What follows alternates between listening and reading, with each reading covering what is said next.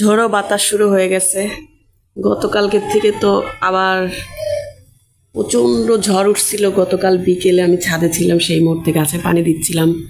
3 দিন আগে থেকেই এত রোদ, মানে গত 3-4 দিন হলো প্রচুর রোদ। গাছের গোড়ার বৃষ্টির পানি শুকিয়ে গেছিলো, তো আমি গাছে পানি দিচ্ছিলাম, কাপড় রোদে দিলাম, মানে দুপুরের পর। আর ভিডিও করতেছিলাম কিছু গাছের ফুল, মানে সুন্দর সুন্দর ফুল ফুটছে।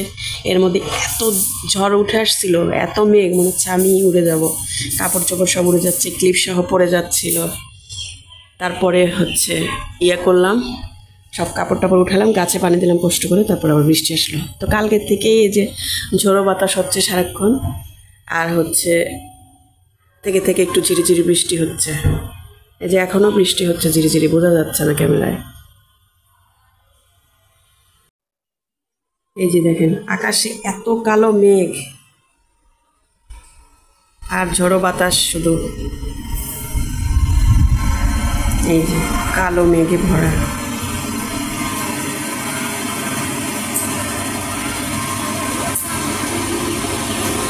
একটু আগেও বৃষ্টি হলো, ওই যে আবারও বৃষ্টি নামতেছে।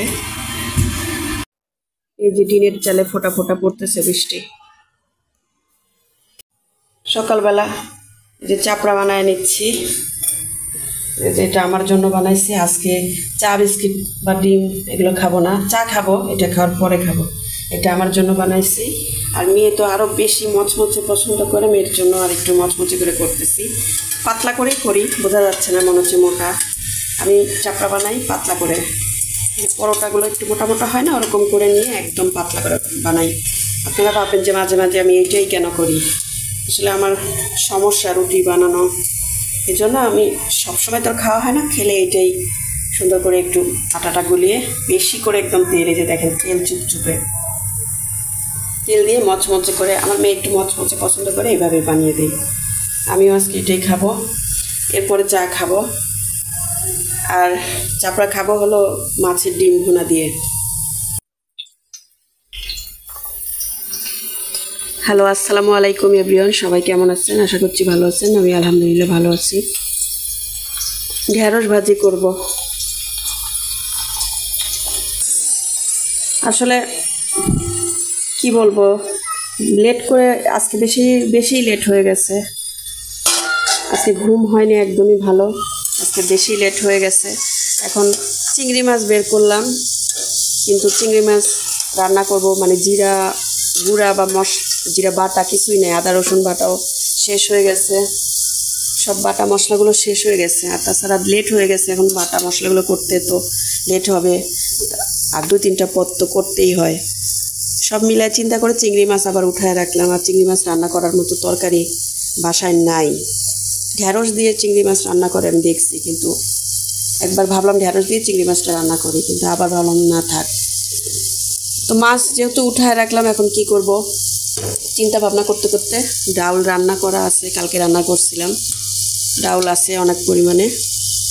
ডাউল যেহেতু আমরা খাই না, আপনাদের ভাইয়াই খায় শুধু, এর জন্য ডাউল যেহেতু আছে আজকে, এখন পরে মাছ উঠায় রাখার পরে ভাবলাম যে ভাজি ভর্তাই করি। তো ভর্তা আর করবো না, ভাজিই করতেছি, দেখি আর কি করা যায়। এখন যে ঢেঁড়স ভাজিটা করতেছি, মেয়ে বলতেছে যে আলু ভর্তা বা আলু ভাজি করো। দেখি আর কি করা যায়, আজকে ভাজি ভর্তাই করি। আসলে সব সময় মাছ মাংস খাওয়াও সমস্যা, খেতেও ভাল লাগে না। আর তাছাড়া লেট হয়ে গেলে তো সেগুলোর জোগাড় যন্ত্র করতেও প্রবলেম। এখন দেখি আজকে ভাজি ভর্তাই খাই। ঢেঁড়স ভাজিটা প্রায় হয়ে গেছে, নামিয়ে ফেলবো। আর এই তো এই যে মেয়ের কথা মতো আলু ভাজিই করব। আসলে আলু ভাজিটা আমার একদমই করা হয় না। আর আলু ভাজিটা করব কি, আমি পছন্দ করি, আমার মেয়েও পছন্দ করে আমার মতো। মানে আমি পাবনার মেয়ে, যেহেতু আমরা লাল লাল ভাজি খাই, সুন্দর লাল লাল ভাজি হয়। আর আপনাদের ভাইয়া খায় নরম ভাজি, ওরকম নরম নরম ভাজি, সাদা সাদা ওইরকম পছন্দ করি না আমি একদমই। এই জন্যে আলু ভাজিটা বেশি একটা করাই হয় না। যে কোনো ভাজি আপনাদের ভাইয়া নরম নরম খায়, আর আমরা খাই লাল করে। ও এটা পছন্দ করে না। একটু বেশি পরিমাণের জন্য এইরকম ঝুড়ির মধ্যে নিয়ে নিছি, একটু বেশি পরিমাণে করছি কারণ ভাজিটা তো অনেক কম হয়ে যাবে। আর আজকে যেহেতু ভাজি দিয়েই রান্না বান্না করতেছি, ঢেঁড়স ভাজি, আলু ভাজি, আর দেখি কি করা যায়। কত জোরে বৃষ্টি চলে আসলো।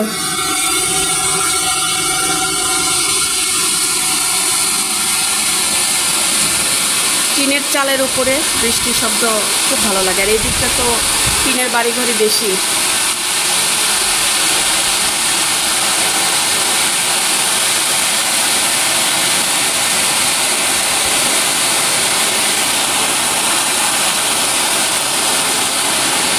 খুব সুন্দর বৃষ্টি, মনে হচ্ছে ছাদে গিয়ে গোসল করি।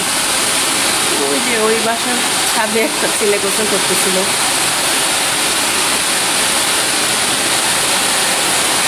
আম্মু গোসল করবা সাউদা?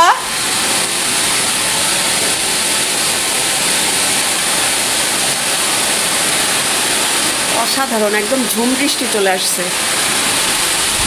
আর বৃষ্টিতে গোসল করতে পারি না, আমার জ্বর আসে, অনেক শীত লাগে।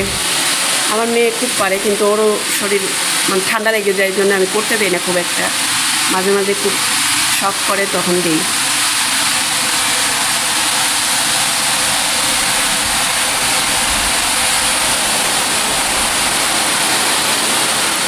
অসাধারণ বৃষ্টি, এত সুন্দর বৃষ্টি, ঝুম বৃষ্টি।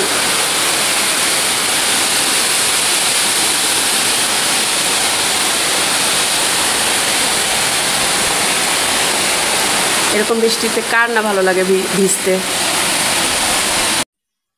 এই যে ঢেঁড়স ভাজিটা হয়ে গেছে, ভাজিটা বেড়ে রাখছি, আর এটা তো অনেকক্ষণ আগেই হয়ে গেছে। আর এদিকে আমার আলু ভাজিটাও হয়ে গেছে। এইভাবেই করলাম কারণ আপনাদের ভাইয়াও যাতে খেতে পারে, আমিও যাতে খেতে পারি, মেয়েও যাতে খেতে পারে। ওই যে বললাম যে আমরা পাবনার মানুষ একটু লাল লাল ঝুরঝুরে ভাজি পছন্দ করি, কিন্তু তো ঢাকার মানুষ কাঁচা কাঁচা নরম নরম ভাজি খায়।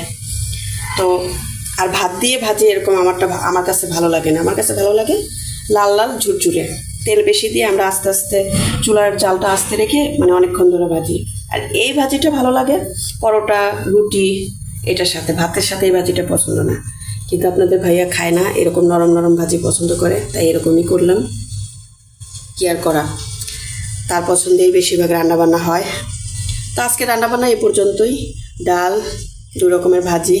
আজকে ওই যে বললাম না, চিংড়ি মাছ বের করেও উঠায় রাখলাম ফ্রিজে। ওই যে রুই মাছ ছিল, রুই মাছের মাথা ছিল, আরেকটা যেন কী মাছ আছে, আর তাছাড়া খাসি মাংস আছে। কিছুই আজকে করলাম না, লেট হয়ে গেছে রান্নাবান্না।